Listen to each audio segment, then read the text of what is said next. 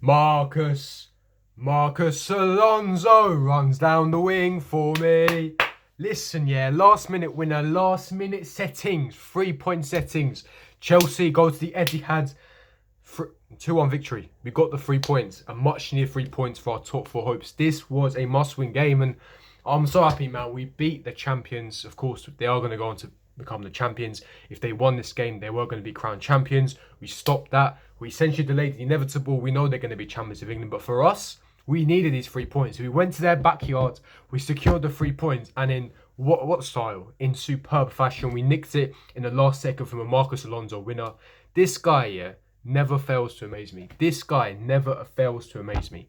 Like, you think this guy is down and out. You think this guy is getting sold. He's a poor player, technically not on his game, but he always comes up with the goods. He scores a worldie versus Burnley. He's a constant threat against Tottenham, scoring free kicks, beautiful goals left, right and centre, scoring winners against Tottenham, scoring winners against Arsenal, and now he's scoring winners against Man City. This guy is inevitable. Honestly, Alonso is Thanos, yeah? He's got the Infinity Stones. He's just inevitable. You can't do anything about Marcus. But in terms of the game, in the first half, we were very poor. And if anything, I would say up until Ziyech's equaliser, we were very poor. We were actually very poor. We were quite fortunate that some decisions went our way. Now, we went 1-0 down at half-time. Now, before I delve into the details of the game and my thoughts and opinions, let's quickly go over the lineup. It was a heavily rotated team. Mendy in goal. We then had Andreas Christensen, Antonio Rudiger, and Azpilicueta as the three centre-backs. We had Reece James, and also we had Marcus Alonso in the left wing-back position. We had Billy Gilmour playing today, which is quite surprising, alongside N'Golo Kante in that pivot position. And then the front three, we had the likes of your Pulisic, your Werners, and your Ziyechs. And we started very poorly. Man City, they essentially dominated the possession. They controlled the midfield. Heavily rotated team. Half of that team didn't even feature against Real Madrid, so it was a heavily rotated team. But we coped well, and we went 1-0 down, and honestly, speed of recovery needed for Christensen. We're going to play this team again exactly in 3 weeks. Probably at Wembley. It's not going to be in Istanbul because of COVID protocols and regulations, but hopefully Christensen recovers quickly, because that was a nasty one. You know, it's a hamstring injury, and his mistake led to Man City's opener. Sterling made it 1-0. And because it was a poor pass from Christensen, but because he pulled his hamstring. Now, we don't know the extent of his injury, but it's not looking good. It's not looking good. And those hamstring injuries, they're minimum 2 weeks if you're lucky.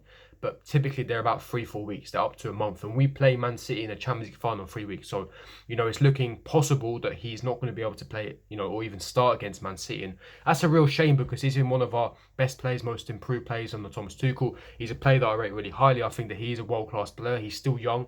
I think he has fantastic attributes to his game. Very technically gifted as well. And it's really unfortunate to see. Hopefully he has a speedy recovery and the injury is not as bad as it is. And then, the fuckery that came after, I swear to God, man. Man City get a penalty literally 20 seconds after. And at this point, we have 10 men on the pitch, right? Because Christensen has got a hamstring injury. Zuma's getting ready to come on. This is where Tuchel's lost his head, because Tuchel's fuming, because he's screaming at the fourth official, because he's saying that he wasn't able to bring Zuma on.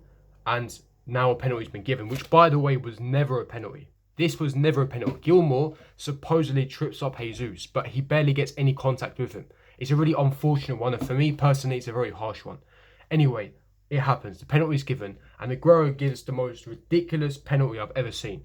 It's one of the worst penalties I've ever seen. It's a Panenka, but it's one of them, you know when you play FIFA, right? Anyone that's played FIFA will know what I'm talking about. You play FIFA, you get a penalty, you decide to Panenka it down the middle, but you don't get enough power, so the keeper dives.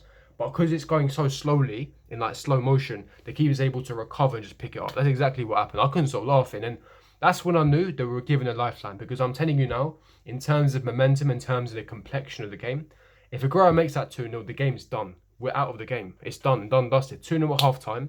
The complete complexion and momentum of the game shifts completely. So, again, we're lucky it was 1-0 at half-time.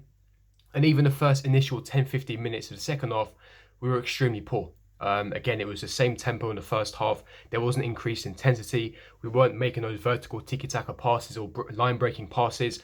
Werner was really poor, being dispossessed multiple times. Ziyech was giving the ball away. And Ziyech was actually really poor today, apart from his goal. He scored a fantastic goal, which was a fantastic move. Ball comes into James. James links up with Azpilicueta.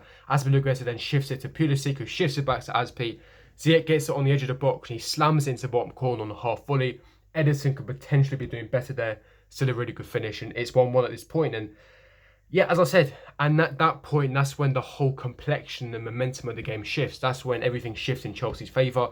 We're dominating the midfield. Jorginho comes on, Callum Hudson-Odoi comes on. You've got that injection of pace, close control, dribbling. It forces Man City's backline to drop a pace deeper. It allows Jorginho to come on with that experience and quality that he possesses to essentially dominate and control the midfield, dictate the possession of play. And essentially the possession numbers shifted in Chelsea's favour. We were then carving Man City open with the chances. We should have buried them. And we have the same problem every single game, right? We kept missing chances. We're just simply not clinical. And listen, at the end of the day, we got the winner. We got the winner. Werner missed some absolute sitters in this game. We should have essentially taken the lead a lot earlier and before the winner that we got in the end in the 92nd minute. But at the end of the day, the 3 points is the main thing here. And we got the 3 points. And what better way to get it, man, in the last minute. I can't even remember the last time that we got a last minute winner like that. The scenes against away at the champions. And this was crucial because now, in terms of the Premier League table, we are now exactly in third position with all the games played. We are now a point above Leicester with 3 games remaining. And we still have to play Leicester as well. So if we beat Leicester, we're going to be 4 points clear. So top 4 is in our position. I personally believe top 4's done. I think today we've secured top 4. Not mathematically, just in my opinion, in terms of the fixtures that we have. That was the hardest fixture out of the 4. And by far the hardest fixture. We've got that out of the way. We're playing beautifully. This week has been the best week. Beating Man City away with a late winner. Beating Real Madrid, not only beating Real Madrid, absolutely dominating and battering them 2-0. And it should have been at 5-6-0. Right, the Kings of Europe, Real Madrid, into a Champions League final, FA Cup final, third place.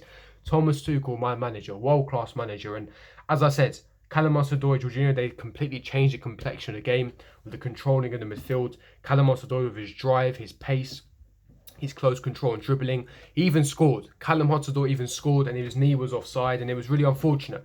Now, the one thing I'm going to mention is the penalty incident for Man City right before we scored. Right before Alonso got the winner. This is very controversial now because Sterling went down and Zuma could have given the penalty away initially. So Zuma is a very lucky man, and Anthony Taylor is a disgrace. However, he was in our hands in terms of he was in our favour in the second half because, in my personal opinion, I believe Man City should have got a penalty. Now, Sterling comes across and Zuma essentially clatters into him in the box, right, as he's about to shoot, and no penalty is given. I was convinced that that Anthony Taylor was about to point to a spot. I was convinced. I was like, he's going to point to a spot. It's going to be a penalty. They're going to make it 2-1. It's game over. That wasn't the case. I was shell-shocked. But even after Anthony Taylor didn't blow his whistle for a penalty, I was thinking in the back of my mind subconsciously, VAR's going to have a look at this and they're going to award a penalty. Just wasn't the case. We got very lucky because, personally, in my opinion, if I was a Man City fan, I would have been fuming because that's a penalty. Very, very, very clumsy from Zuma. And he needs to fix up because that's the thing with Zuma. His awareness is terrible. So he needs to use his recovery pace to make those last-ditch tackles. It's not good enough. And we're very fortunate. And then the goal comes. And the thing is as well, it's such a jammy goal. It wasn't even a clean finish. The move and the build-up to the goal was sublime. It was phenomenal football. But the actual finish was clumsy. You know, Callum Hudson-Odoi and Alonso are coming together. And it just looped over Ederson's head and went in. I couldn't stop laughing. I was screaming. I was gassed. But what does this mean? In terms of the Premier League table, we know what this means. We're now third place, and now we are in pole position to get top 4. But in terms of the Champions League final, we've just beaten Man City 2 times in a row. Do you really think we can beat Man City 3 times in a row? That's my only main concern here. Do you think we can beat Man City 3 times in a row? That's what I'm really worried about here because, honest to God, we can, of course we can, but it's just, I would have rather, I know it might sound cynical or controversial, I would have rather drawn this game just so that, you know, they're not going to be angry or potentially we have a better chance to win Champions League final. Of course we can beat them 3 times in a row. With Chelsea, we have a world-class manager, we have a world-class squad, you know, we are in a Champions League final for a reason, but it's going to be difficult because Man City and Pep has had an understanding of Tuchel over 2 games now, so he might know what to do in the final, but let's just wait and see. I don't want to think about the final for now. We've still got a lot of things to focus on. Next Saturday is the FA Cup final. We've got to play Arsenal. We've still got 3 Premier League games. So the Champions League final is in 3 weeks. So we've got plenty of time to think about that. That's not something we need to think about. But right now, we can enjoy this win. We can enjoy it tonight. We got the 3 points. We beat Man City in their backyard. We essentially delayed the inevitable for Man City winning the Premier League. We've beaten them again. And the unbeaten run continues. My team, I just love Chelsea, man. I just love my manager. I love my team.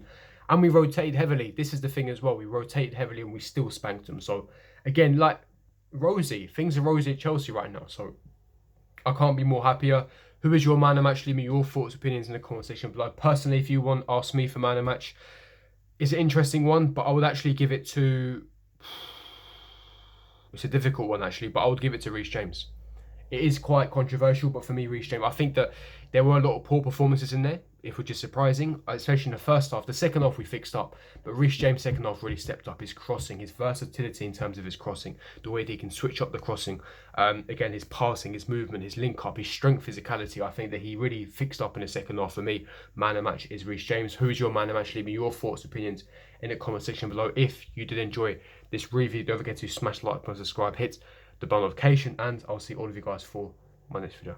Peace.